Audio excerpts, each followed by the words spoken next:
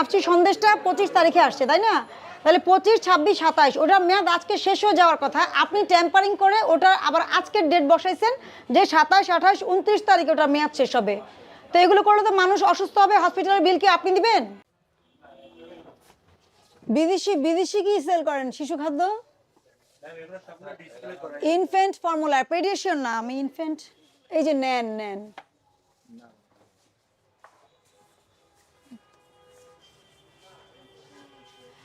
তামান্না ফার্মেসির সব ব্রাঞ্চ কি একটা জায়গা থেকে সেম করে, মানে প্রোডাক্ট কালেক্ট করেন পাইকারি, নাকি বিভিন্ন ধরেন গুলশানটা এক জায়গা থেকে, আপনাদেরটা আরেক জায়গা থেকে, মানে সোর্সিং?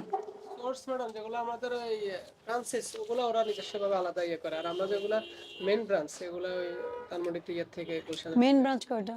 মেইন ব্রাঞ্চ এটা গুলশান আর বসুন্ধরা।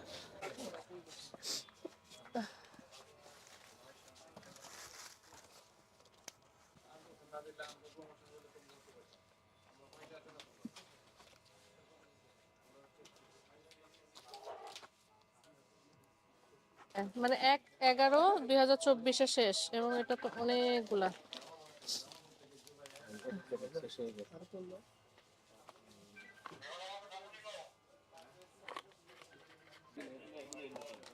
এই যে 1/4 মেয়াদ শেষ, এই যে ধরো মেয়াদ শেষ এগুলোর।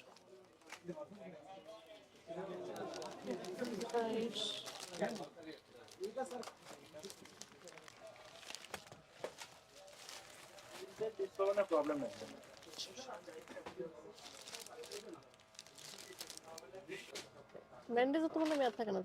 11/11 তো গেছে। আচ্ছা এটা গেছে, এইটা তো আপনার কয় মাস হয়ে গেল? এটা আপনারা কিভাবে সেল করছেন? দাঁড়ান দাঁড়ান, না না, কিন্তু এখানে দেখাই যাচ্ছে যে কিছু বিক্রি হয়েছে আর কিছু বাদ আছে, তা দেখা যাচ্ছে না। এগুলো আমরা যে ওই আগের এইভাবে ছিল। না না, আপনি যখন নতুন ব্যবসা নেবেন, আপনি আগের উনার কি কি সমস্যা আছে ওটা আপনি খুঁজে বের করে ফেলে দিবেন না। আপনার কাজ কি? এখন সবার ফার্মেসিতে গেলে মেয়াদ উত্তীর্ণ সার্জিক্যাল আইটেম পাওয়া যায়, সেই ক্ষেত্রে আমরা আপনাদেরকে কি বলবো? আপনারা রাখেন এটা বলবো? আপনারা রাখেন এটা বলবো আমরা?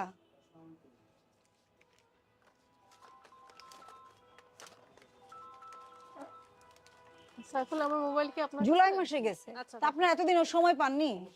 হতে পারে ওনাদের কাছেই হয়তো ছিল, কিন্তু এটা কি সময় পাননি? আপনি বলছেন কি এটা জুলাই মাসে এটার মেয়াদ শেষ হয়ে গেছে। আপনাদের এই দোকানটা আপনারা নিয়েছেন কবে বলেন? কত বছর? 1.5 বছর। তাহলে আপনি যখন দোকান নিয়েছেন তখন তো এটার ডেট ছিল, তাহলে ডেট শেষ হলে দায়িত্ব কার? তাহলে আপনি আরেকজনের দোষ দিচ্ছেন কেন? তাই না? আপনি তো 1.5-2 বছর আগে দোকানটা নিয়েছেন, তাহলে এখন মেয়াদ উত্তীর্ণ হলো তো এটা আপনার দায়িত্ব। তাহলে সচেতন হতে হবে। এই আরো কিন্তু অনেক আছে।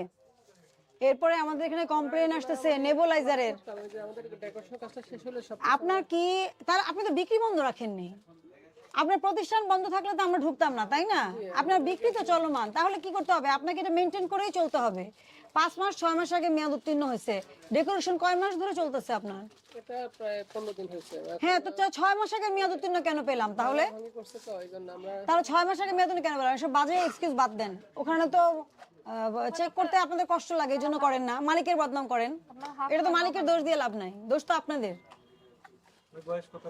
মালিক তো বলে না এই সার্জিক্যাল আইটেম মেয়াদ উত্তীর্ণ রেখে দাও, তাকে বলছে উনি?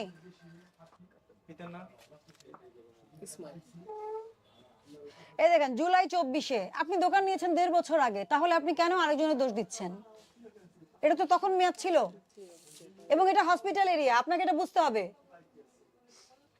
তাহলে কি করবেন? কারেন্ট আসলে এখনই সব বের করে যত সার্জিক্যাল আইটেম আছে সব চেক করে মেয়াদ উত্তীর্ণ গুলো আলাদা করে ফেলবেন। বুঝাতে পারছি?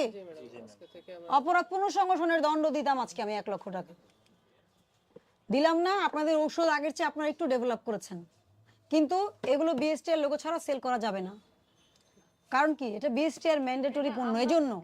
এবং আমদানি কারক স্টিকার লাগবে, এটাও তো জানে, ভ্যালু সাহেব না জানার কোনো কারণ নাই। এবং এটা এমআরপি থাকতে হবে তো, এমআরপি থাকতে হবে তো। এই 51 ধারায় 50,000 টাকা ফাইন করা যায়, ঠিক আছে? আমি আপনাদেরকে সতর্কতামূলক 25,000 টাকা সতর্কতামূলক জরিমানা করা হলো, দ্রুত জরিমানা পরিশোধ করবেন। আচ্ছা, আপনাদের দইয়ের যে বিএসটি এটা করেছেন, এটা একটু কাগজটা দেখি। ফটোকপি তো আপনাদের কালকে গুলশান ব্রাঞ্চে তো বলে আসলাম, ফটোকপি রাখবেন তো। মানে এটা তো রিনিউ করতে হয় প্রতি বছর একবার করে, তাই না? তা আপনি যদি একবার কাগজ নিয়ে আর না করেন তাহলে তো আর হবে না। ম্যাডাম, হ্যাঁ বলো। ওনাদের মিষ্টিতে সব ডিক্লারেশন দেওয়া হচ্ছে 27 তারিখ আসছে, কিন্তু অনেকগুলো পুরনো আছে যেগুলো আজকে আসেনি। কেন পুরনো মিষ্টি কেন 27 তারিখ লিখেন? আপনার আপনি তো মিষ্টি ডেট declaration আছে না? দিয়েছেন 3 দিন। এটা 27 কিন্তু কি তারিখ জানেন, থেকে। এটা মিথ্যা তথ্য দেওয়া, বিভ্রান্ত করলেন না আপনি ভোক্তাকে।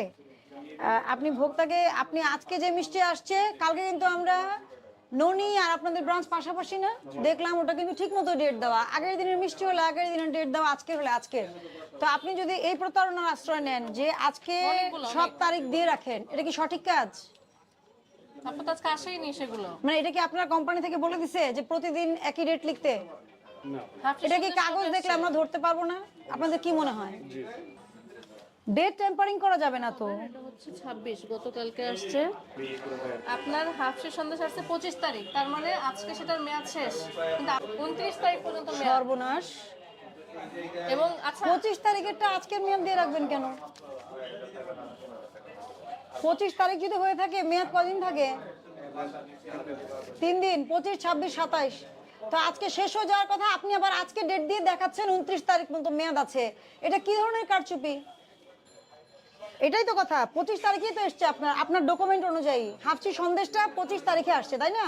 তাহলে 25, 26, 27 ওটার মেয়াদ আজকে শেষ হয়ে যাওয়ার কথা, আপনি টেম্পারিং করে ওটা আবার আজকের ডেট বসাইছেন যে 27, 28, 29 তারিখে ওটা মেয়াদ শেষ হবে। তো এগুলো করলে তো মানুষ অসুস্থ হবে, হসপিটালের বিল কি আপনি দিবেন?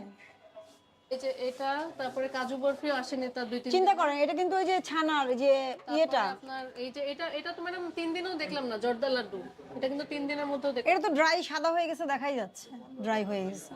এটা বালুশাহীটা খেয়াল করিনি, বাকি অল্প কিছু মানে এটা মেয়াদ আজকে শেষ হয়ে যাবে, তো সে এটাকে আবার আজকে প্রোডাকশন ডেট দিয়ে মেয়াদ দেখাচ্ছে 29 তারিখ, মানে তার কাগজপত্র অনুযায়ী এটা আসছে 25 তারিখ।